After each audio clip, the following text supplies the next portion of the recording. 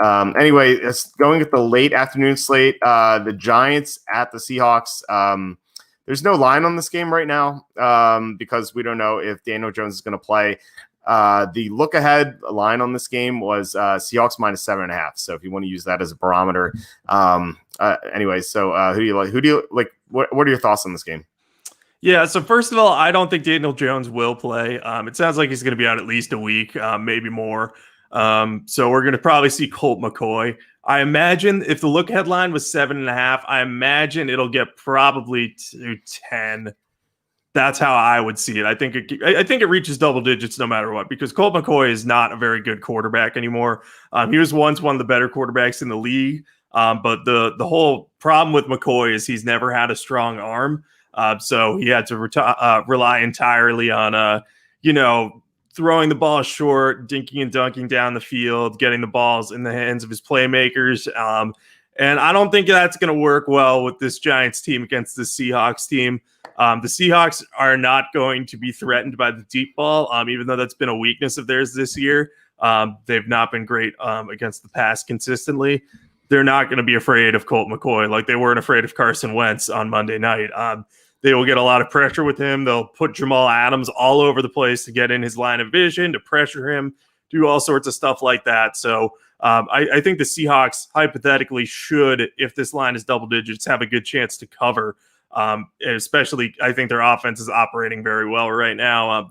We saw DK Metcalf just annihilate Darius Slay in single coverage last night. So I think that I think that they'll be good on that side of the ball. I just have two important injury questions. Mike Iupati left the game very late last night.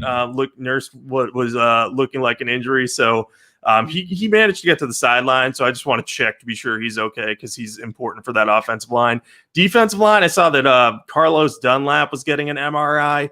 If he is out, the pass rush for the Seahawks, it's not going to be nearly as strong.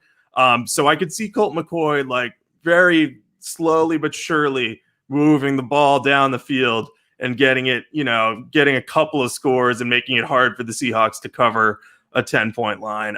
Or maybe he gets a backdoor cover like Carson Wentz and the Eagles did. So I still like the Seahawks, but those two questions, especially Dunlap, I'll need to see answers to before deciding on this game. And of course, we'll see what the line is.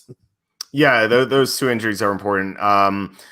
Daniel Jones being out is kind of a heartbreaker because I had the Giants 18-1 to win the division. And when I saw this game and the Seahawks coming off a Monday night game, I was like, maybe the Giants can steal this one. They've been playing better. Seahawks off short rest, not really playing that sharp. Like right now, they left a lot of points on the field against the Eagles.